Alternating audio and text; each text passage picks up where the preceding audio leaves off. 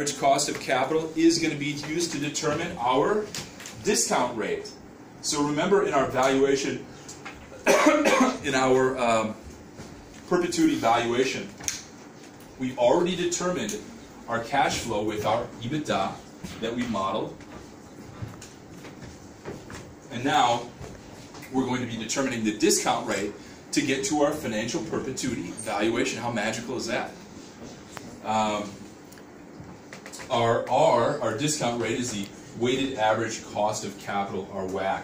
It's going to be a combination of the cost of equity plus the cost of debt plus the cost of the preferred, weighted at the proportions that they are in terms of the actual amounts. So for example, if it's 70% equity and 30% debt, we're going to have to factor that into the weighted average cost of capital. So the reason that we're actually going to be measuring this, so say we work as a CFO for a company or a chief financial officer for a company. Why are we always keeping an eye on the weighted average cost of capital or WACC? The reason we're doing so is we are trying to actually minimize what's called the cost of financing. The cost of financing is going to be represented by our R. So in terms of minimizing the cost of financing, it's a balance between the rate we're going to be paying, the R,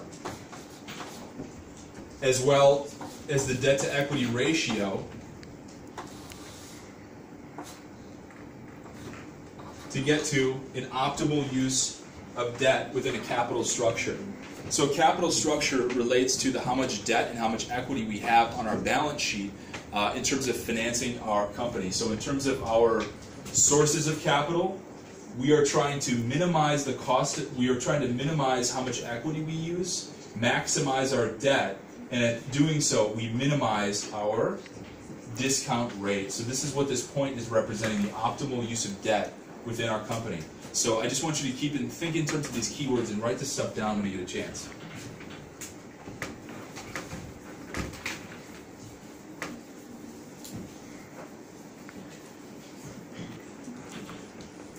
All right, I think we can move on from framing valuation and valuation onto, let's see.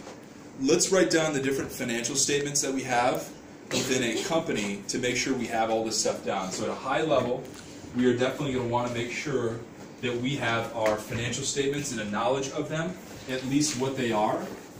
So who here can name the 3 different financial statements that any given company has? Okay, good, because we're going to write this stuff down because nobody raised their hand. So.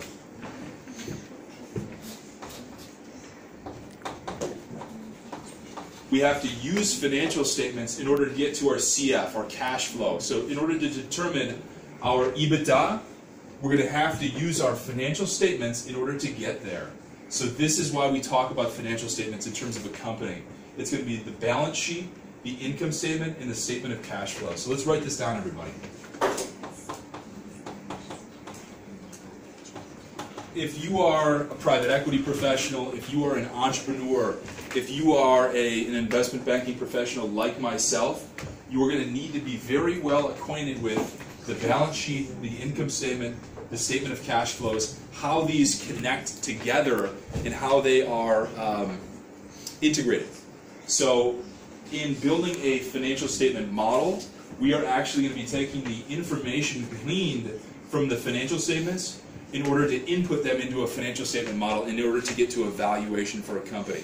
So we're using this information to determine EBITDA, proxy for cash flow, which is right here, our CF, and we're using our R, discount rate, used from our financial statements as well, to get to a perpetuity value, a financial perpetuity value.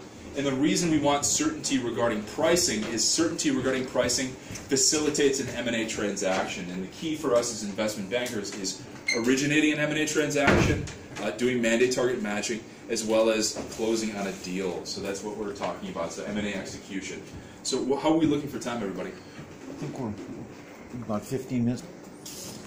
He is a guy who runs a company called Berkshire Hathaway. So I want everyone to write down the company name called Berkshire Hathaway. So we're going to say Warren Buffett. And Warren Buffett writes books and writes 10Ks for all of his shareholders to understand the value of his company and how exactly this works. So we're going to take a look at who Berkshire Hathaway is in just a moment here. So this is the big finance company that owns so many different other companies. Berkshire Hathaway actually owns Coca-Cola. If you guys know who Coca-Cola is, obviously.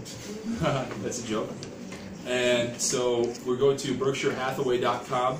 You can learn a lot from messages from Warren Buffett. You can learn all about this. He writes different messages with annual and interim reports, special letters from Warren, Charlie, Reed regarding the past, present, and future. This is stuff that you're definitely going to want to take a look at. Warren's letter. He writes all about valuation and all about the nature of the value of his company. This is all stuff that they teach you in business school. This is the primary guy who you learn about in business school is Warren Buffett in this company called Berkshire Hathaway. So regarding SEC filings, we're going to click on these really quick here. And we're going to take a look at an example of a 10K, which is an annual report, and an example of a 10Q, which is a quarterly report. So, let's see here.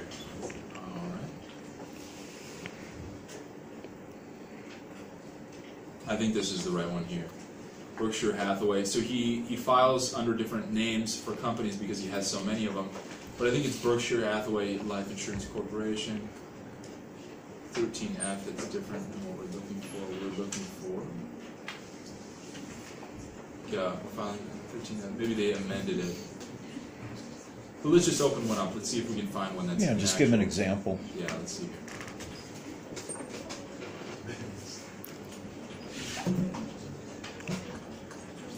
No, this isn't right.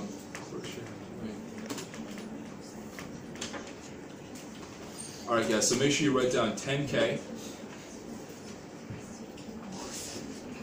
and 10Q. 10K is going to be the, so here it is. This is what a 10K annual report for a publicly traded company looks like. And this is for Berkshire Hathaway, Warren Buffett's company. So it's going to start with different portions of it, part 1, part 2, part 3, and part 4. And we're going to have our financial statements that we talked about in it, the balance sheet, the income statement, etc., as well as other, written portion of it. So for example, if we click on business, we're going to learn about the company. So Warren Buffett's company is going to be talked about. Berkshire Hathaway Inc. is a holding company owning subsidiaries engaged in a number of different diverse business activities. The most important of these are insurance business conducted on a primary basis and reinsurance basis, a freight rail transportation business, a group utility, etc. So one of the most important things to actually go through and learn about here is called the MD&A, the Manager's Discussion and Analysis. So let's see if we can find that really quick here. When you're reading through a 10K, to learn the most information, because these are about 100 pages, you're going to look for what's called an MD&A, a Manager's Discussion and Analysis.